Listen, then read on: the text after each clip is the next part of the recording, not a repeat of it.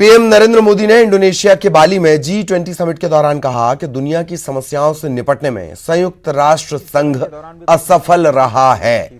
हम उसमें पर्याप्त तो सुधार नहीं कर पाए।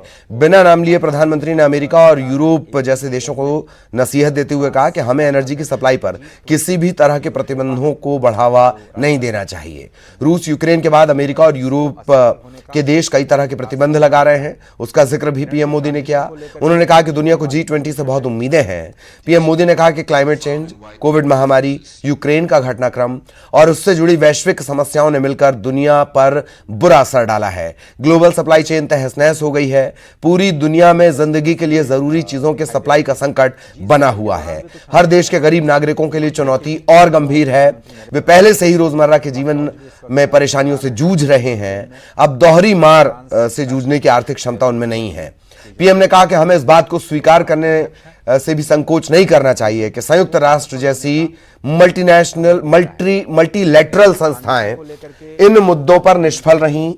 हम सभी इनमें जरूरी सुधार करने में असफल रहे। इसीलिए आज G20 से विश्व को ज्यादा अपेक्षाएं हैं। हमारे समूह की प्रासंगिकता और बढ़ी है। पीएम ने कहा कि हमें यूक्रेन में संघर्ष विराम और डिप्लोमेसी की राह पर लौटने का रास्ता खोजना होगा।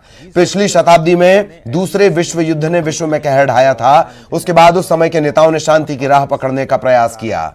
अब हमारी बारी है। G20 के मंच से पीएम मोदी ने कहा, महामारी के दौरान भारत ने अपने 1.3 बिलियन नागरिकों की फूड सिक्योरिटी सुनिश्चित की। अनेक जरूरतमंद देशों को भी खाने पीने के सामान की सप्लाई की। फूड सिक्योरिटी के संदर्भ में फर्टिलाइजर्स की वर्तमान किल्लत बहुत बड़ा संकट है। फर्टिलाइजर्स की किल्लत कल की फूड क्राइसिस है और इसका समाधान विश्व के पास नहीं होगा। दिलचस्प तस्वीर। खबर बिलासपुर से इंदिरा सेतु